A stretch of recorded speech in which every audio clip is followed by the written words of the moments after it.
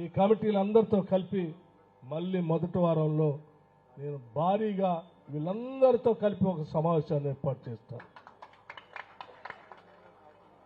Division వారీగా division కమిటీలు booth కమిటీలతో కూర్చొని వారికి ఉన్న సమస్యలు తీసుకుంటాం.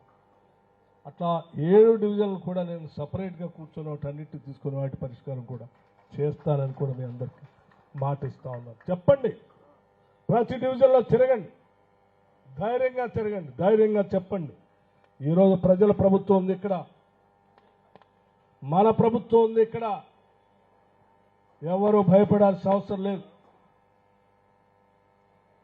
సంతోషంగా ధైర్యంగా బతకండి. ఇది ప్రజాప్రభుత్వం, దొరల ప్రభుత్వం కాదు, ఇది ప్రజల ప్రభుత్వం అని చెప్పండి. దొరతనంతోనో లేకపోతే దాదాగిరితోనో ఎవరో దాడులు చేయటానికి వస్తే ఇక చెల్లదో. వాళ్ళకి మార్గము, దారి, వాళ్ళ స్థానం ఎక్కడో కూడా చూపిస్తామని కూడా చెప్పండి. మీరు చెప్పి ప్రజల కోసం పనిచేయండి.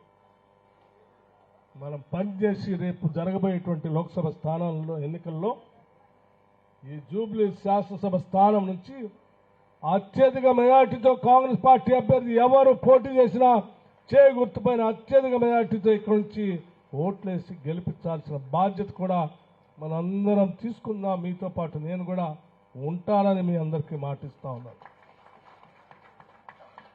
కానీ చేయాల్సిన పని బాధ్యత మాత్రం మనందరిదని మీ అందరికీ సవినయంగా నేను మనవి చేస్తూ, ఇక్కడ ఉన్నటువంటి ఏ సమస్య అయినా ఎప్పుడైనా నా దృష్టికి తీసుకొని రావచ్చు.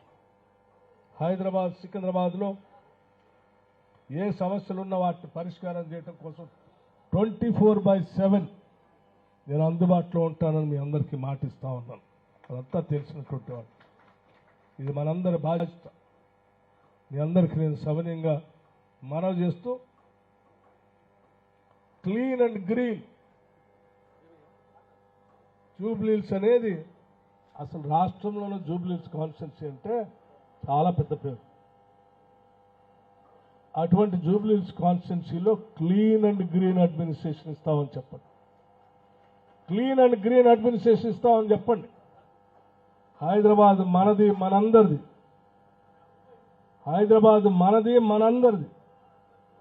ఇక్కడ సెటిలర్స్ ఉంటారు, అన్ని మతాల వాళ్ళు ఉంటారు, అన్ని వర్గాల వాళ్ళు ఉంటారు. అందరినీ కాపాడి కడుపులో పెట్టుకొని ముందుకు తీసుకుపోయే బాధ్యత కూడా మనదే అని చెప్పండి. ఇక్కడ డ్రగ్స్ అనే దానికి స్థానమే లేదని చెప్పండి. నేను చాలా స్పష్టంగా మరొకసారి చెప్తాను, డ్రగ్స్ అనే దానికి ఇక్కడ స్థానమే లేదని చెప్పండి. నిరభ్యంతరంగా తల్లిదండ్రులు సంతోషంగా ఉండేటట్టుగా వాతావరణం కల్పిస్తామని చెప్పండి. ప్రజలకు హామీ ఇవ్వండి, నమ్మకం కలిగించండి. పాలన మనం అటువంటి పాలన అందిద్దామని కూడా చెప్పండి అని చెప్పి నేను మీ అందరికీ నేను సవినయంగా మనవి చేస్తూ, అతి తక్కువ సమయంలోనే నేను నిన్న సాయంత్రమే చెప్తే అజరుద్దీన్ గారు ఇంతమందిని ఇక్కడ తయారు చేసి పిలిచి ఈ సమావేశం పెట్టినందుకు వారిని నేను మనస్ఫూర్తిగా అభినందిస్తా ఉన్నాను.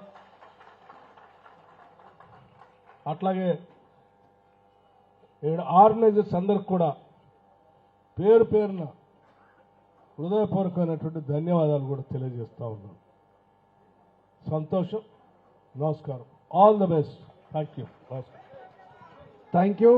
మరి కార్యక్రమాన్ని ఇంత విజయవంతంగా ఆర్గనైజ్ చేసిన ఫహీం భాయ్ గారికి